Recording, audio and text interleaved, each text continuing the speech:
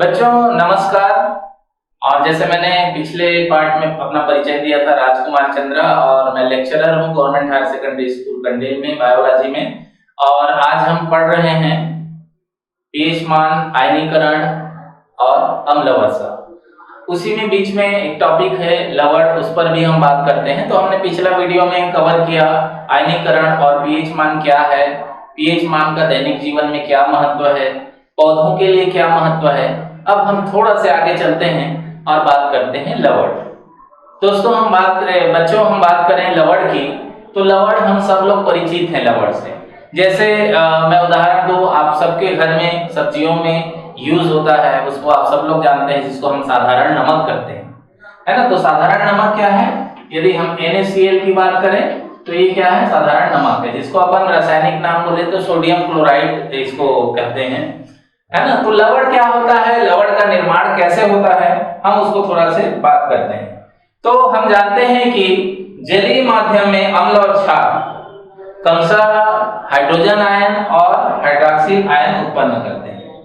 तो जब अम्ल और क्षार आपस में क्रिया करते हैं, तब यही हाइड्रोजन आयन और हाइड्रॉक्सिल आयन आपस में मिलकर जल के अणु बनाते हैं, आपस में मिलकर जल के अणु बनाते हैं, साथ ही एक लवण का निर्माण करते हैं। तो उसे हम क्या बोलते हैं? लवण कहते हैं। अब सवाल आता है, क्या सभी जो लवण होते हैं उदासीन होते हैं? क्योंकि जैसे ही अम्ल और क्षार की क्रिया होती है तो धन आयन और ऋण आयन आपस में मिलते हैं तो वो उदासीन हो जाता है। जैसे हम हमेशा उदाहरण देते हैं जल का, कि जो जल है वो उदासीन होता है, उसका पीएच मान लगभग 7 होता है। तो जब भी धनात्मक आवेशों की संख्या ऋणात्मक आवेशों की संख्या के बराबर होती है और लवण विद्युत उदासीन होता है। हालांकि लवण बनाने के कई तरीके हैं, लेकिन जिसमें मुख्य रूप से एक तरीका है अम्ल और क्षार जब उदासीन होते हैं तब लवण का निर्माण करते हैं। तो आइए कुछ उदाहरण के द्वारा हम समझते हैं कि लवण का निर्माण कैसे होता है, इनकी बीच क्रियाएं, अम्ल और क्षार की बीच क्रियाएं कैसे होती है। जैसे हम बात करते हैं, सबसे पहले जैसे मैंने नमक का उदाहरण लिया, तो इसी को हम ले लेते हैं। मान लीजिए हमने HCl प्लस सोडियम हाइड्रोक्साइड, है ना, HCl और सोडियम हाइड्रोक्साइड, है ना। तो हम ये ले लेते हैं, तो यहाँ पर बात करते हैं, तो यहाँ पर क्या बनेगा? सबसे पहले हम NaCl बना देते हैं, है ना, 2NaCl प्लस H2O उदाहरण के लिए। तो यहाँ पर देखिए जल अलग हो गया और एक लवण का निर्माण हो गया।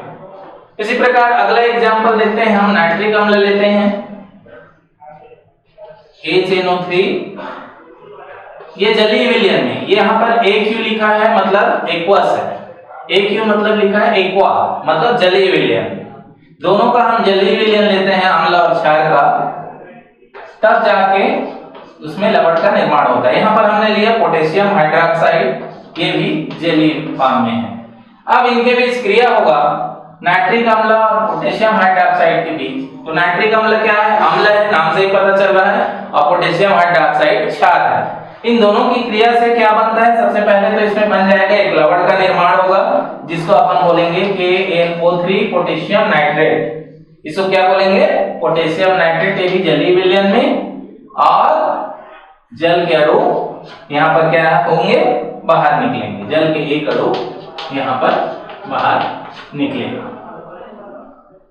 तो यहाँ पर जैसे देखा हमने कि जब नाइट्रिक अम्ल और पोटेशियम हाइड्रोक्साइड जलीय फॉर्म में क्रिया करते हैं तो एक लवण का निर्माण होता है और जल का एक अणु बाहर निकलता है। ठीक उसी प्रकार हम एक दूसरा एग्जांपल ले लेते हैं, H2SO4। इसको हम क्या बोलते हैं? सल्फ्यूरिक अम्ल। इसको क्या बोलते हैं? सल्फ्यूरिक अम्ल। ये भी एक्वस फॉर्म में है, जलीय अवस्था में है। और दूसरा हमने एक उदाहरण लिया कॉपर हाइड्रोक्साइड का। हमने क्या ले लिया? Copper hydroxide.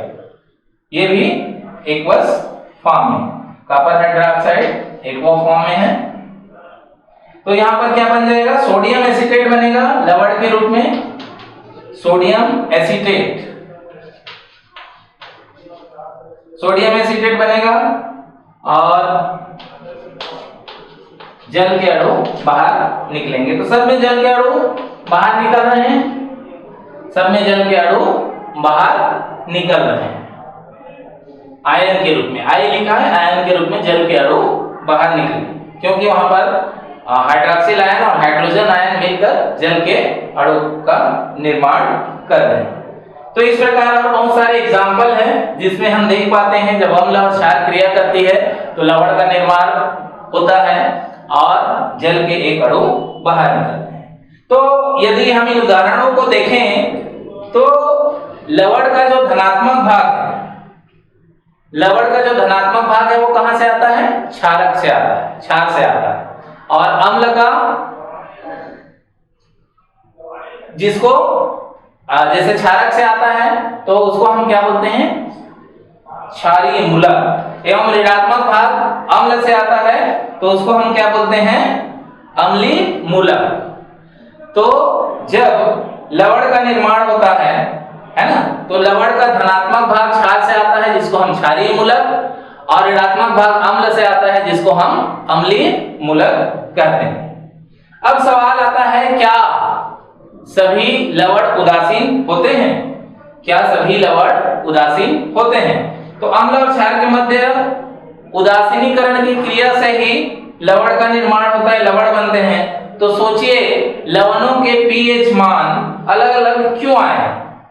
इसे समझने के लिए हमें प्रत्येक लवण में उपस्थित अम्लीय तथा क्षारीय मूलक की प्रकृति को जानना होगा। जब हम उसकी अम्लीय और क्षारीय प्रकृति को जानेंगे, अम्लीय और क्षारीय मूलक की प्रकृति को जानेंगे, तभी हमको समझ में आएगा कि क्या सभी लवण उदासीन होते हैं। साधारण नमक की जैसे बात करें तो साधारण नमक में क्षारीय मूलक सोडियम आयन, प्रबल क्षार सोडियम हाइड्रोक्साइड से तथा अम्लीय मूलक क्लोराइड आयन, प्रबल अम्ल हाइड्रोक्लोरिक अम्ल से आते हैं। इस प्रकार प्रबल अम्ल तथा प्रबल क्षार से बने लवण विलयन की प्रकृति उदासीन होते हैं। तो इसका मतलब साफ है, जब प्रबल अम्ल और प्रबल क्षार आपस में क्रिया करती है, लवण बनाती है, तो वो जो विलयन है वो हमेशा उदासीन होती है। लेकिन यदि प्रबल अम्ल और दुर्बल क्षार, दुर्बल अम्ल और प्रबल क्षार की क्रिया कराते हैं, तो प्रबल अम्ल और दुर्बल क्षार की कराएंगे तो जो लवण बनेगा वो क्या होगा? अम्लीय प्रकृति का होगा। और प्रबल क्षार और दुर्बल अम्ल के साथ हम क्रिया कराएंगे तो जो लवण होगा वो क्या होगा? क्षारीय प्रकृति का होगा। तो इससे हमको पता चल गया कि जिसकी प्रबलता ज्यादा है ना, उसके गुण को वो प्रदर्शित करेगा जो लवण है। और दोनों प्रबल है तो उस कंडीशन में वो जो लवण है वो उदासीन होगा। अब हम बात करते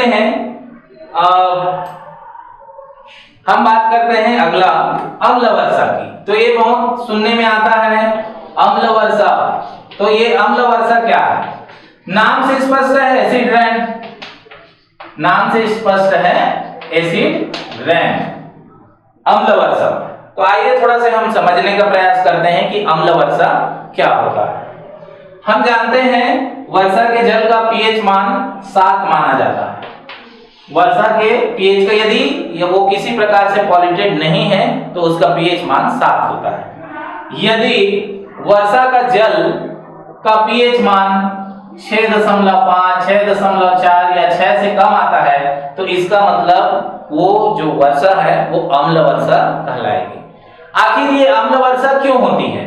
तो हम सभी जानते हैं, आज हम अपनी देश की बात करें तो हमारे देश में जनसंख्या इतनी ज्यादा बढ़ गई है और जनसंख्या बढ़ने के कारण उसका अप्रत्यक्ष परिणाम ये है कि बहुत सारे पॉल्यूशन हो रहे हैं। उसी में से एक अम्ल वर्षा भी उस पॉल्यूशन का ही परिणाम है, वायु पॉल्यूशन का। जैसे हम जगह जगह में वो आग लगाते हैं, कुछ फैक्ट्री के धुएं निकलते हैं तो उनसे अलग अलग गैसें निकलती है, जैसे सल्फर डाइऑक्साइड, कार्बन डाइऑक्साइड की मात्रा अधिक बढ़ते जा रही है ना, नाइट्रिक एसिड की मात्रा बढ़ रही है, नाइट्रोजन के ऑक्साइड ये निकल रहे हैं। तो वो सब कहाँ जा रहा है? जाके हवा में मिल रहा है, जाके हवा में मिल रहा है। वो तो थैंक गॉड कि हमारे इतने पेड़ है जो कार्बन डाइऑक्साइड को अवशोषित कर लेता है, फिर भी इतनी तेजी से कार्बन डाइऑक्साइड की जो आयतन है हमारे हवा में बढ़ रही है।